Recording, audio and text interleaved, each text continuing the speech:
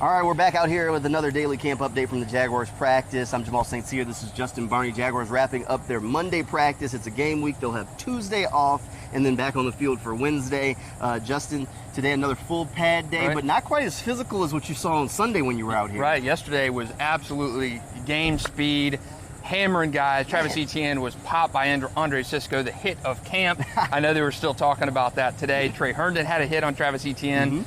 My takeaway from yesterday, Travis Etienne needs to learn to get out of bounds. Well, he said he wanted to kind of feel, I wasn't out here, still on the way back from Canton, but, you know, in his interview after practice, he said he wanted to take a couple of those hits to feel what football is like, because he really hasn't been hit in live action in a while, because last year he was in camp, he didn't do much physical stuff under Urban Meyer, gets in the preseason game, didn't really play in that first game. Second game plays, and that's where the injury happened, and it wasn't really on like a physical play where he was taken down. It just kind of a freak accident. So definitely good for him to kind of get those pads back on and get that first couple of hits out of the way. I know coaches probably don't want to see that kind of impact in camp, and it happened right in front of the whole media contingent about 10 feet away. We got the full blow of that impact and really the hit of camp so far. So nice to see a little bit physicality today, but not those hits in a training camp practice. Not quite, but they've definitely ramped up the physicality since that Hall of Fame game. I think that's something that Doug Peterson must have seen and decided that he needed to do to get these guys ready, was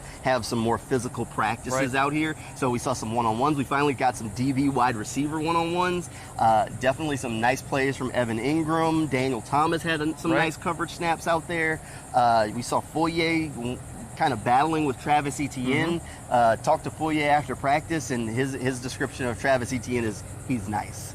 So, definitely a confidence builder there when your linebacker's like, yeah, okay, I like him. And you're going to need to see Travis Etienne. He's been a storyline of camp. He adds that just a wrinkle to the offense that just wasn't there last year. You don't get that with James Robinson, a healthy James Robinson. He adds that ability to line up wide, catch passes. He caught quite a few passes yesterday out of that backfield. Nice to see Jamal Agnew getting back into the mix. A lot of reps for him today. A lot of reps for him yesterday and today, both taking punt returns and also out of the backfield. He made some great catches today in camp. So good to see him kind of slowly incorporating after that season-ending hip injury. Jacksonville needs all the help it can get in terms of the playmakers. Jamal Agnew is one of those guys, and Travis Etienne absolutely could be playmaker number one on this team. So the big kind of thing that I kind of saw with Agnew was he's always been this kind of playmaking, kind of really quick guy. They were able to throw him a handful of passes just because this is their first time really trying to see exactly what type of player he is out on the football field. So definitely good to see that from him today. Made a few passes, even one that was in the end zone with Tyson Campbell in coverage. And Campbell's been having a bang-up kind of camp. So that's some good things that we want to see from Jamal Agnew out here. Laviska Shenault's still a little bit limited, not participating today, off to the side, dealing with that injury from last week. The bad news from today's practice. The bad news. There was some. Christian Kirk kind of tweaked his ankle, walked off the field with the trainer. He looks to be okay. Did leave the field and go to the buses, still limping a little bit, but he is walking under his own power. It's not like a deep limp. They didn't have to take him to the medical tent. So all indications say it's probably not that serious. Which was good, because it occurred during a touchdown celebration almost after the fact. I think it's Zay Jones' touchdown, and then there was the celebration afterwards, and maybe a sprained ankle or something. So at least it wasn't during a big-time contact injury, turning the field and up, turning up the field to run, anything like that. It was more of just kind of a freak thing. Looked like he tweaked his ankle, but he did walk off under his own power after practice, walking the buses.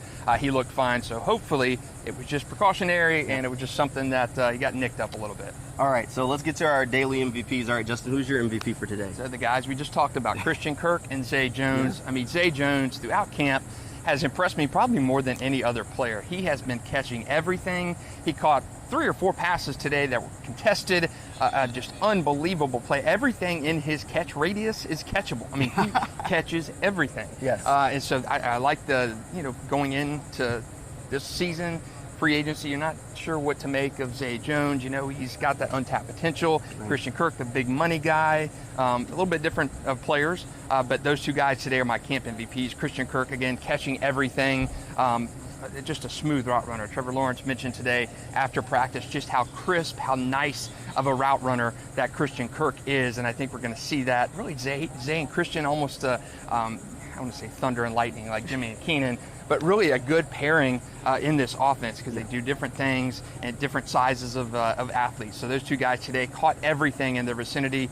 Zay Jones particularly continues to impress me every single training camp. Big day for Zay. He was catching everything. Everything. I mean, winning his one-on-ones. There was one rep where he was against Darius Williams, and I mean, he left him. And even Tyson kind of went from the sideline. Your shoulder's all right. So definitely a good reps from some Zay Jones today. All right, my guy also on offense, MVP for the day, Travis Etienne. Like I said, Foye Oluwakin and Etienne had some battles out there. Foye got the first one, but then Etienne really left him easily down the sideline, still showing that burst that you really want to see from him as they move him around the field. He's going to be an impactful player for this offense as long as he stays healthy. Right. Again, you always get that confidence when a defensive guy says, you know, he's nice. Right. And he even said, you know, we're having some battles, and I think he's going to be really good for us, is what Foye kind of continued to say there. So when you kind of get that cosign from the captain of your defense, the middle linebacker that's been around a little bit, good sign right. for what Etienne can be for this offense. One thing to add to that, I was watching running back, linebacker, you know, the one-on-one drills where you're pass protecting, and Travis was getting a little knocked around there. So I know in practice yesterday he was working on pass protection and picking up those blitzes and blocks. And today he was getting driven back. I saw Rayshon Jenkins knock him back pretty well.